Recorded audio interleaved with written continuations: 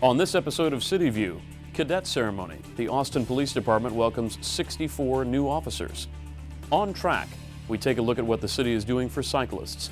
And tree lighting, sights and sounds from an Austin holiday tradition.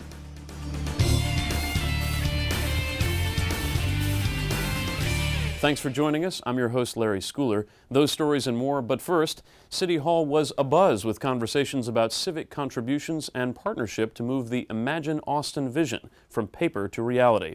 Imagine Austin, our plan for the future, includes 8 initiatives prioritized by Austinites for a more vibrant, livable, and connected city.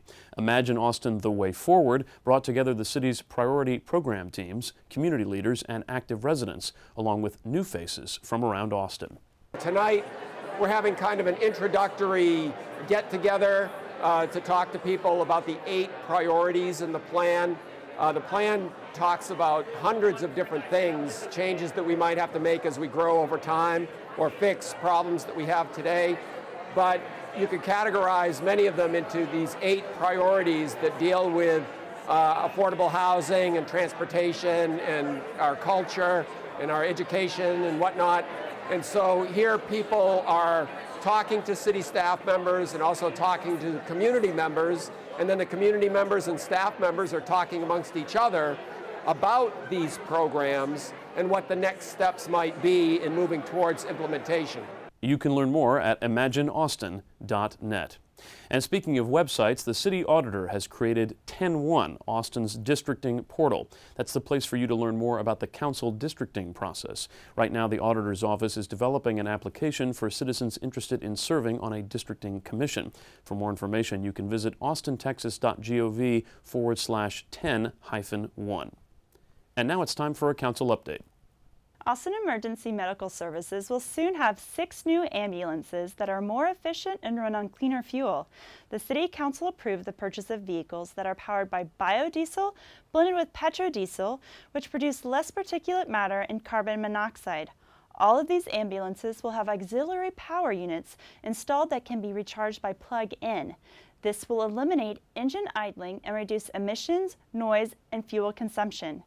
The Council also voted to extend a program designed to empower at-risk youth, ages 17 through 25, through an outreach basketball program that provides positive alternatives to criminal behavior. Currently, this program takes place during the school year from 9 p.m. to 12 midnight on Friday nights. The extension will allow the program to run throughout the summer months. Austin Midnight Basketball has been operating successfully during the school year since 2007. A public hearing was held on the proposed economic development agreement with Visa. The credit card company is looking to establish its global IT center in Austin. The city will provide economic development grants of $250 per new job created over a 10-year period, estimated at a total of $1.5 million. Lastly, Council approved their meeting schedule for next year. To learn what those dates are, you can visit the city's website at austintexas.gov. In all, Council considered 120 items at its December 6th meeting. Its next regular scheduled meeting is December 13th. For CityView, I'm Taja Beakley. Are you a low-income homeowner? If so, you may be eligible for repairs to your home's foundation, roof, plumbing, HVAC system, electrical work, and other major interior and exterior repairs. Lifelong Austin resident Mary Ellen Martinez's home became unsafe due to the shifting foundation. Because damage to her home structure was too much to repair, she is getting a brand new house thanks to Neighborhood Housing and Community Development's Home Repair Loan Program. We moved in April of 1981, Easter weekend. It was a new house. There weren't any houses developed in this area, just the ones across the street and then this neighborhood here, and then one house on the corner. So it was a new neighborhood. But as the time went on, I'd say about 9 years ago, it started with a hairline crack, and as the years went on, it just got worse and worse and worse. It started to separate the walls and the ceiling, and it starts to where the doors won't close, the windows don't close properly. Over time, it just got worse. I knew it was going to be very expensive, and when I heard about this program and the help that was available, that, to me, that was just the best thing that I could do, and the only way that I could turn to. Well, when you walk up to the front door here, you can see a crack. You can also see that the front door it's out of whack, and it's been modified just to make it open and close and cover the gaps. You can look at the roof structure, and you can start to see that the structure is actually moving from the slab heaving from the foundation. Then when you walk around the perimeter of the house, you can actually see all the way through. Either the sill plates have rotted and they're gone, or they've lifted up away from the house. We actually have walls that the sill plate has separated from the floor, and you can shake the whole wall. So when we see this, we're looking at the cost of a foundation, we're looking at the cost of flooring, drilling piers, replacing the flooring, replacing the siding, tearing out the sheetrock and then replacing the insulation. So it doesn't make financial sense to spend that kind of money when we can build a house for the same price. There's an extensive damage to this home. And when they came out and they tallied everything that was wrong, and then they came to the conclusion of building a home, I was pleased, let's say. Overjoyed, yes. Stay tuned as we follow Mary Ellen's house rebuilding story in coming episodes. And to learn more about the home repair program, contact us at austintexas.gov/housing or call 974-3100. And switching gears, pun intended, Councilmember Riley was recently on hand at the city's very popular cycle track on Rio Grande Avenue to talk about the Green Lane project and its progress in the city of Austin. The city's bicycle program was chosen to participate in this prestigious national program with 5 other cities earlier this year, beating out 40 other cities for the spot.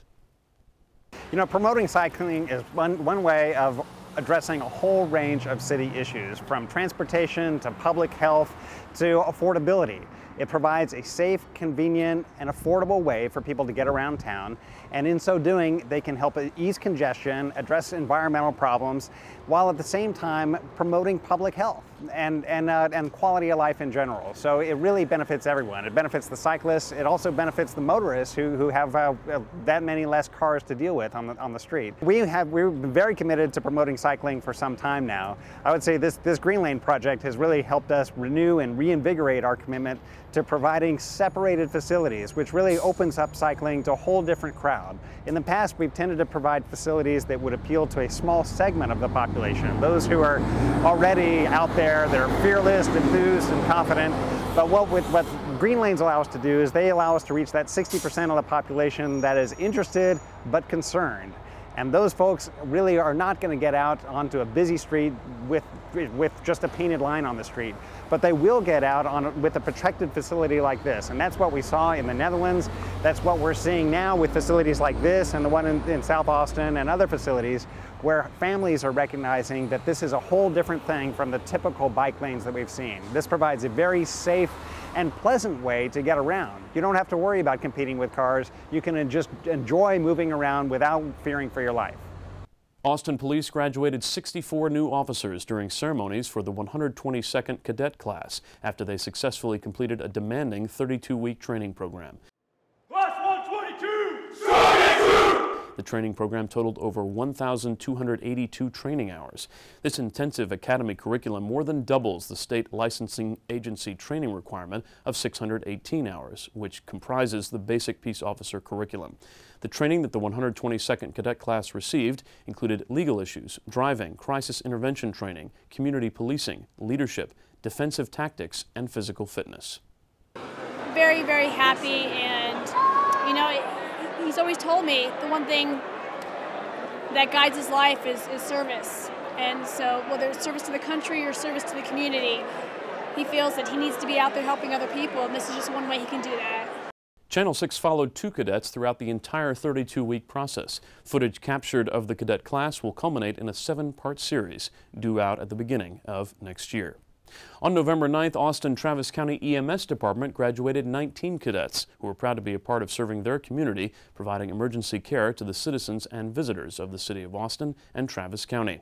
The week following graduation, they were part of the medical support for F1 race weekend. They'll be hitting the streets over the next 4 months under the city's rigorous Medic 1 training program. We have a graduating class of 19. They had an 8-week-long academy program, and today is their final day for graduation where they will be moving into the field. This is a very fast-paced system, so when they come in, they got to get their feet running really quick. They're Medic 1s, which is a new change for us. We've usually hired paramedics, and now these are basics. So it's a very new, exciting change in the way we do business. This being one of the largest academy classes that I've been with, I can say that the bigger the better. You bring more experience, more personalities, and you can't do anything better than just getting all different types of people together. We are hiring. We are looking for motivated people. You need to have a certification of an EMT basic all the way up through a paramedic. You'll start out as a Medic 1. The only thing I can say about this class is be careful. They're ready to go, 19 of them. That's all for this edition of CityView. I'm your host, Larry Schooler. The next episode will be Friday, December 21st. Now we leave you with the sights and sounds from the Zilker tree lighting. Thanks for watching.